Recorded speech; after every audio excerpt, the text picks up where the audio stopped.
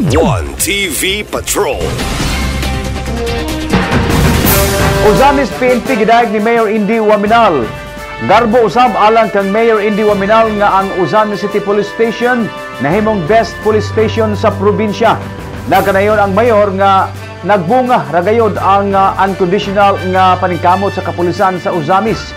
Gikalipay kaayo sa mayor nga dili lang ang katawhan sa dakbayan sa Usamis ang nakakita sa gipanghimo sa mga police personnel sa Usamis apan mismo usab ang organisasyon. Gitimbaya usab ni Mayor Indy Waminal ang liderato sa 2nd Provincial Mobile Force Company nga gipanguluhan ni Police Lieutenant Colonel Peter Ryan Revillas gumikan kay gipasidunggan usab kini sa PNP Regional Headquarters nga Best Mobile Force Company sa probinsya. This performance of the PNP personnel nato diri sa syudad has not only been recognized sa people, sa citizenry, no? On paper, no? And I want to take the time also to publicly acknowledge and congratulate, no, ang atoang kapulisan because the Usamis City Police Station has been recognized as the top performing or the best police station in the province. Atong pakpakan itong mga kaugalingon, no?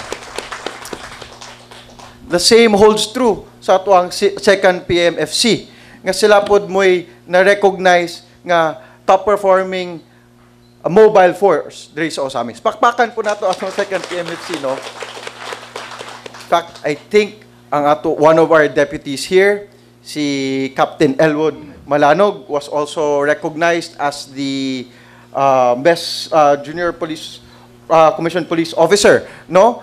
Pakpakan po nato si Captain Malanog. So, dili lang ang katawhan mo'y nakita nga maayo ang binuhatan, naagyoy bunga ang paglihok sa kapulisan diri. The institution, your institution, has also recognized that. One TV Patrol.